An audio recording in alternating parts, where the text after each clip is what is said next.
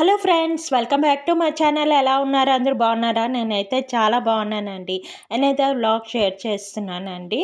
మా బాల్కనీలో బుజ్జి నందివర్ధన చెట్టు, అది బాన్సాయి టైప్ మాట. చిన్న చిన్న పువ్వులు వస్తాయి కదా, అలా దేవుడికి అవుతాయి కదా.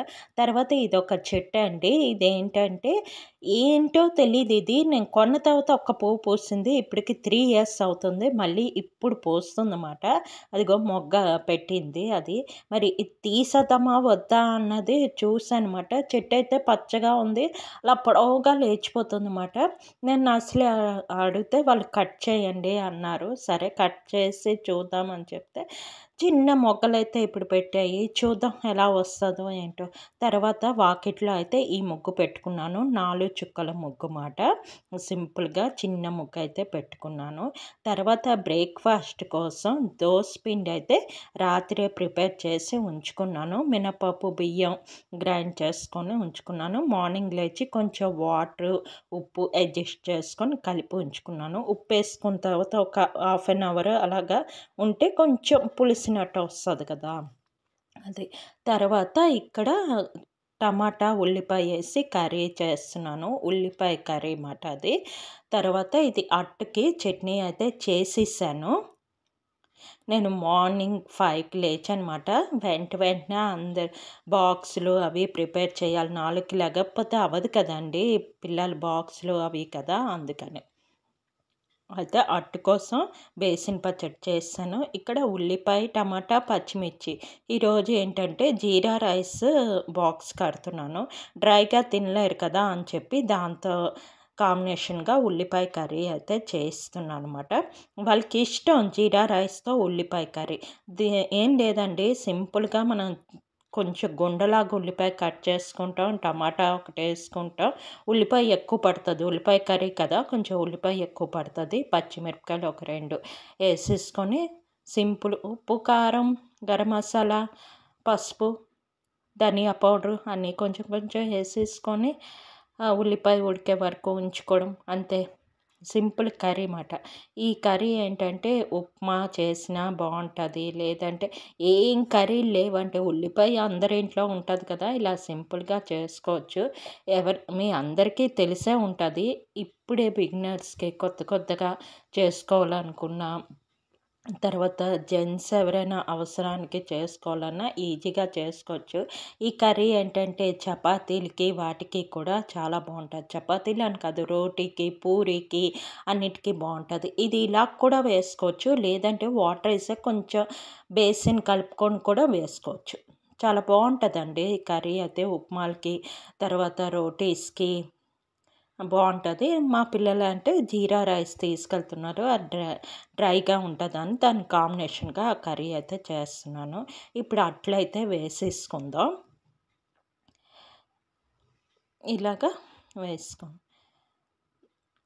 రాత్రి నానబెడతాం కదండి, చాలా బాగా వస్తాయన్నమాట అట్లు.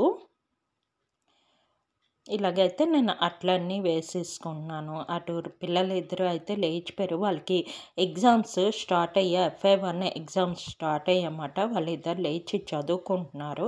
ఈ లోపున నేను చేసేసుకోవాలి. ఇంకా డ్యూటీ ఒకటి పడ్డది. ఏంటంటే పిల్లలకి నేనే దింపాలి. మా వారికి మార్నింగ్ 8 o'clock సరికి వెళ్ళిపోతున్నారు. అతను కూడా బ్రేక్ఫాస్ట్ పట్టుకొని వెళ్ళిపోతారు, బ్రేక్ఫాస్ట్ లంచ్ కూడా పట్టుకొని వెళ్ళిపోతారు రెండుని. మళ్ళీ పిల్లలకి బ్రేక్ఫాస్ట్ ఇవన్నీ చేసి నేను కూడా రెడీ అయిపోయి పిల్లలకి 8:15 సరికి నేను పిల్లలకి దింపేసి నేను రావాలన్నమాట.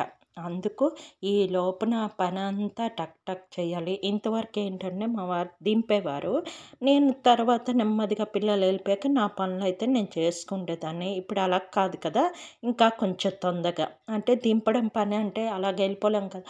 నేను ఈ లోపల రెడీ అయిపోయి కొంచెం దీపం అది పెట్టేసుకొని దింపేసి వచ్చిన తర్వాత అప్పుడు ప్రశాంతంగా కూర్చొని నేనైతే టిఫిన్ చేసుకుంటాను అనమాట. ఇప్పుడైతే పిల్లలకి చేసి ఇచ్చేస్తున్నాను దోశలు. పాప అయితే చదువుతుంది, తనకి ఇప్పుడు 8th క్లాస్ కదా, కొంచెం ఎక్కువ సిలబస్ అది ఉంటుంది. చాలా ఎక్కువ సిలబస్ అయితే ఉంటుందని, మనలాగా కాదు, మన టైంలా కాదు, ఇప్పుడు చాలా ఎక్కువగా ఉంటుంది. అందులో FY1 ఎగ్జామ్స్ ఇప్పుడు స్టార్టింగే కొంచెం మంచి మార్క్స్ బాగా చదువుకుంటే ఎప్పటిదప్పుడు చదివేసుకుంటే ఫైనల్‌లో బావుంటది కదా! అంతే కదా! ఇలాగా దోసలన్నీ వేసేసుకుంటున్నాను. భలే రౌండ్‌గా వస్తున్నాయి కదండీ దోసలు. నాకు దోస ఎప్పుడైనా రౌండ్‌గా వచ్చి కింద అంటకుండా వస్తే చాలా సరదా అనిపిస్తది.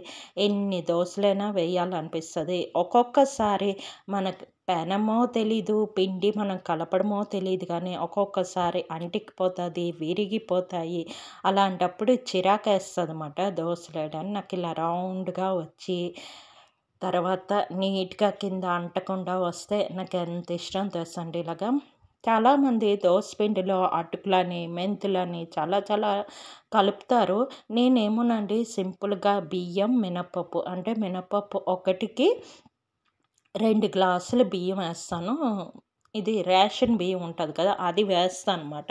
మామూలు బియ్యం ఏంటంటే అంత తొందర నలగదు. రేషన్ బియ్యం అయితే తొందర నలిగిపోతదనమాట. ఒక 3 అవర్స్ ముందు నానబెట్టుకొని గ్రైండ్ చేసుకుంటే మనకి చాలా మెత్తగా నూకలాగా లేకుండా మెత్తగా అయితే మనకు అయిపోతది. రాత్రి అలాగ ఉంచేస్తాను. తెల్లవారు లేచాక ఉప్పు, నీళ్ళు అన్నీ అడ్జస్ట్ చేసుకుంటానమాట. తర్వాత ఇదిగోటి జీరా రైస్ అయితే చేశాను. అందరికీ తెలిసిందే కదా జీరా రైస్ అని, మరేం షేర్ చేయలేదు. మెయిన్ నాకు టైం అయిపోతుందని చెప్పి నేను మరి గాబరాగా చేశానమాట. సింపుల్ జీరా రైస్. ఇక్కడైతే బాక్స్ అయితే కట్టేసాను. పాపకి కట్టాను. బాబుది ఇంకా కడుతున్నాను అటు. ఈ లోపున పాప తీసేసిందన్నమాట ఇది బ్యాగు. తర్వాత ఇదైతే బ్రేక్ బాక్స్‌లు ఇవి పెడతాను. తర్వాత వాటర్ బాటిల్స్ ఇవన్నీ బ్యాగ్‌లో అయితే సర్దాలి. అంతేనండి. ఇదొక స్మాల్ వ్లాగ్. నా వీడియో కనుక నచ్చినట్లయితే ప్లీజ్ లైక్ చేయండి, షేర్ చేయండి, సబ్స్క్రైబ్ చేయండి. ఇంకో మంచి వీడియోతో మళ్ళీ కలుస్తాను. ఓకే. బాయ్.